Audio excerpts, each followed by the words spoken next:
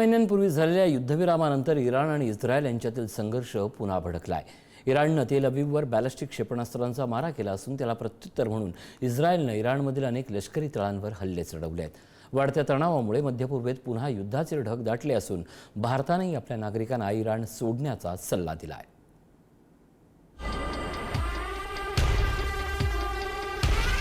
April महिन्यात झालेल्या युद्धविरामानंतर पहिल्यांदाच इराणनं इस्रायलवर थेट क्षेपणास्त्र हल्ला केला।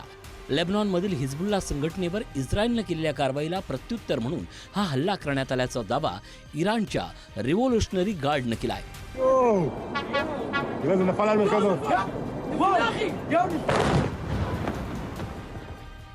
तेल अवीवच्या दिशेनं डागण्यात आलेल्या बॅलिस्टिक क्षेपणास्त्रामुळे परिसरात तणावाचं वातावरण निर्माण झालं।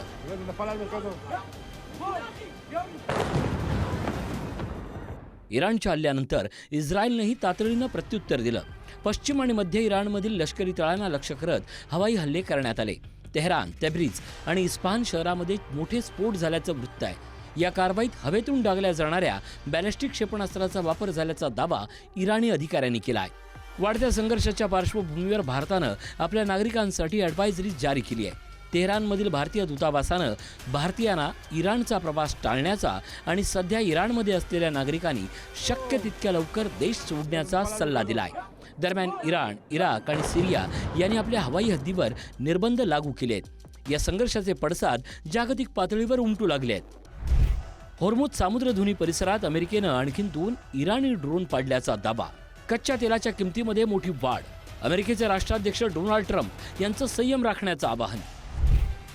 गेल्या 24 तासात घडलेल्या घटनांमुळे मध्यपूर्व पुन्हा एकदा युद्धाच्या उंबरठ्यावर उभी असल्याचं चित्र आहे। युद्धविरामानंतर सुरू झालेला हा नवा संघर्ष किती व्यापक स्वरूप धारण करतो आणि त्याचा जागतिक सुरक्षेवर आणि अर्थव्यवस्थेवर काय परिणाम होतो याकडे संपूर्ण जगाचं लक्ष लागलंय।